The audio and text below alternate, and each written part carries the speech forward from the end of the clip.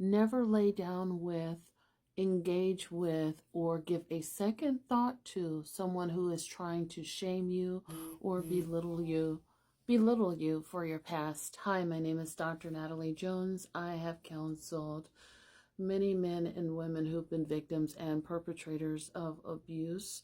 And I want to respond to this question that a commenter had. It says, what about someone that is constantly trying to shame you and belittle you for your past?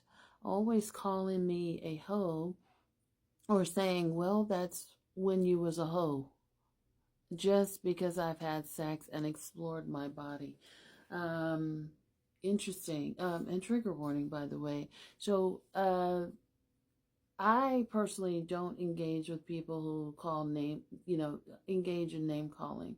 So when someone calls me outside of my name, and if it's not a pet name or something that I'm okay with, we've got nothing else to talk about. I don't care what you got going on. Like I turn into stone, essentially. So I think that's one thing. So anybody that calls you out of your name or calls you a derogatory name, I don't really feel like there's anything that needs to be said after that. And that's, go back and watch my video about deal breakers, because I did a video on deal breakers.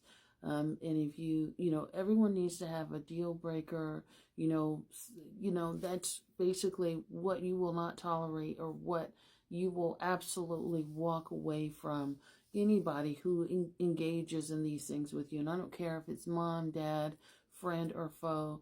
They call me outside of my name. We're done. We're done, and we're done permanently.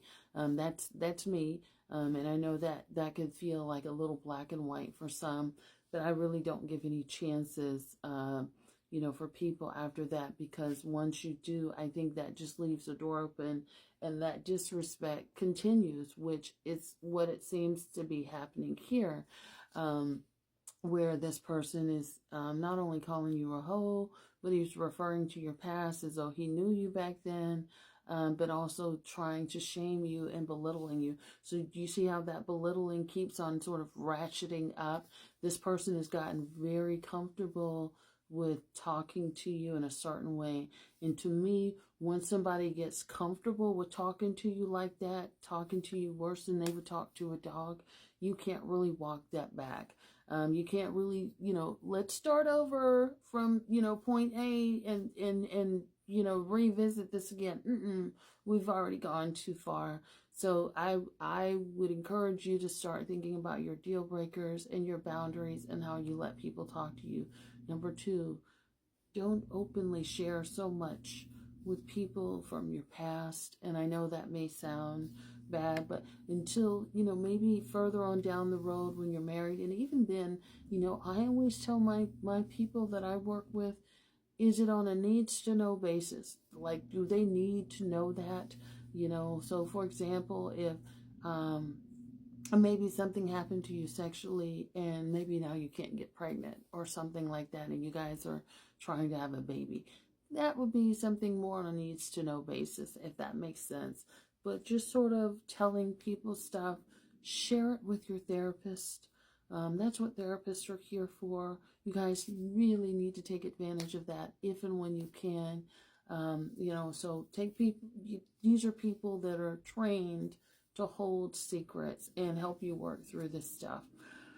But this person here sounds pathological. And I think third, he also may be projecting. He may be calling you a hoe because he himself might be one.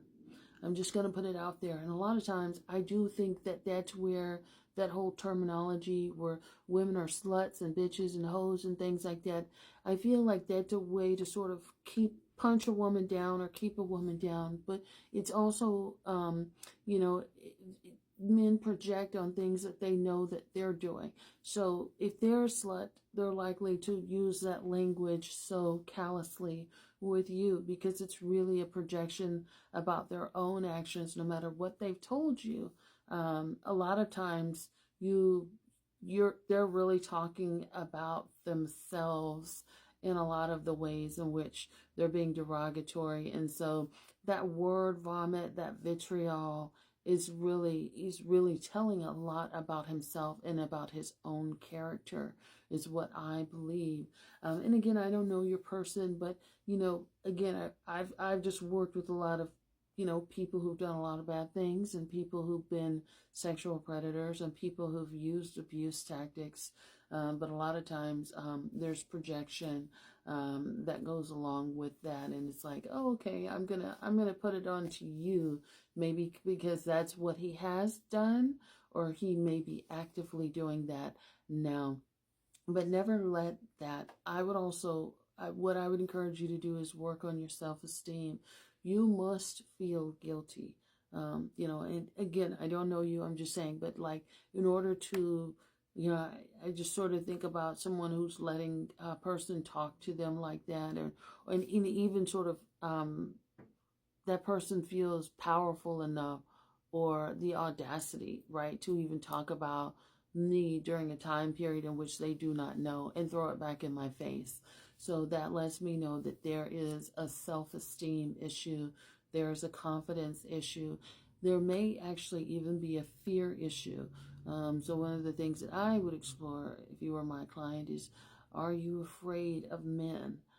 Is there something that happens when you're in the room, not just with this man, but with any man, that causes you to sort of shut down and allows him to sort of dictate who you are as a person, and to belittle you with such vitriol like that, and feel comfortable coming over, and feeling comfortable to turn around and ask you for some, right? Because that's real audacity right there. You're going to put me down, and then you're going to turn around and do that. So I would look at self-esteem and confidence and work on increasing those, so you don't have to stay around a guy that's kind of a loser, to be honest, that feels so comfortable enough saying that to you. So be careful what you allow people to do, because they only become more grandiose. Their ego continues to grow and get big, and they think they can do it over and over. They think they can do worse things to you. They feel like they can treat you any kind of way. They don't have to respect you, right? So by you staying with him, that is teaching him, or I should say reaffirming for him, that he does not have to respect you. He can get whatever he wants from you, and he doesn't have to respect you. So be careful with that, because no good ever comes from a situation like that. And I hope that this was helpful. Thanks for asking this question. I'm sure this is going to help a lot of people, because there's probably a lot of people, women, folks that watch my content and have some similar situations. So this wasn't meant to put you down in any way. But thank you. Like, follow, and share. This has been helpful. Great question.